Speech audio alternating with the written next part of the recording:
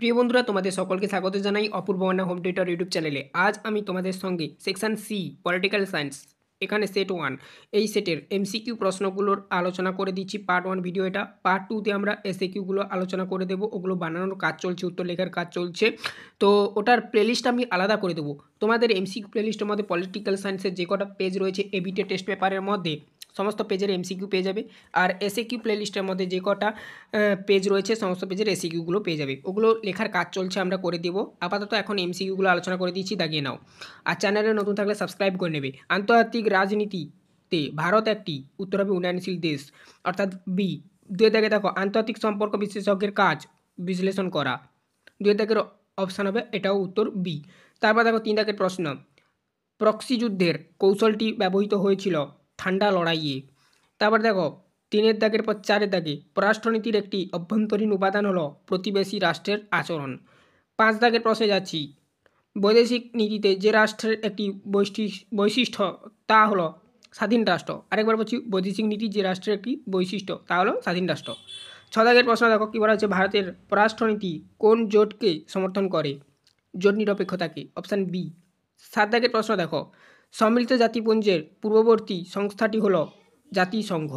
8 দাগের প্রশ্ন দেখো 1945 সালে কটি সদস্য নিয়ে সম্মিলিত জাতিপুঞ্জ তার যাত্রা শুরু করেছিল? অপশান বি হবে 50টি। তোমরা একটু দেখে নাও স্ক্রিনটা, বুঝতে পারবে, দাগাতে সুবিধা হবে। আচ্ছা, 9 দাগের প্রশ্ন, নিরাপত্তা পরিষদের অস্থায়ী সদস্যদের কার্যকলাপের মেয়াদ? অপশান এ 2 বছর। 10 দাগের প্রশ্ন দেখো কি বলা রয়েছে, অর্থনৈতিক ও সামাজিক পরিষদের কত অংশ সদস্য প্রতি বছর অবসর নেন? 1/3 অংশ, অর্থাৎ 1/3। অপশান এ 10 দাগের উত্তর হবে। 11 দাগের প্রশ্ন দেখো কি বলা রয়েছে, ভারতের রাষ্ট্রপতি নির্বাচনে ভোট গণনার পদ্ধতিকে বলা হয়? উত্তর হবে কোটা। 12 দাগের প্রশ্ন, ভারতের অ্যাটর্নি জেনারেলকে নিযুক্ত করেন? অপশান এ রাষ্ট্রপতি। 13 দাগের প্রশ্ন, ভারতীয় সংসদের অবিচ্ছেদ্য অঙ্গ হল রাষ্ট্রপতি। 14 দাগের প্রশ্ন, ভারতের আইনসভার উচ্চকক্ষ হল বিধান পরিষদ। অপশান বি হবে উত্তর। 15 দাগের প্রশ্ন, সুপ্রিম কোর্টের বিচারপতি হিসেবে নিযুক্ত হতে হলে ন্যূনতম বয়স হতে হবে? বয়সের কোনো শর্ত নেই। এবারে দেখো নেক্সট প্রশ্ন, পরবর্তী প্রশ্ন যাচ্ছি। দেখো 16 দাগের প্রশ্ন, বিচার বিভাগীয় সমীক্ষার অধিকার আছে সুপ্রিম কোর্টের।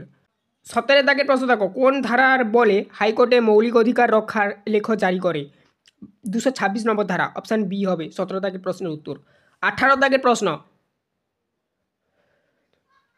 কি বলা রয়েছে দেখো, সুপ্রিম কোর্টের আছে, পরবর্তী পেজে রয়েছে এই প্রশ্নটির উত্তর কি না, মূল অ্যাপিল ও পরামর্শদান এলাকা।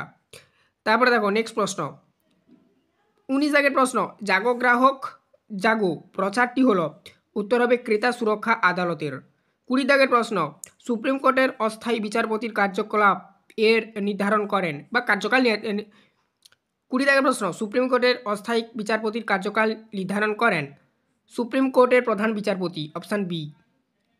21 দাগের প্রশ্ন, পঞ্চায়েত ব্যবস্থার স্তর হলো পঞ্চায়েত সমিতি, এটি হবে দ্বিতীয়।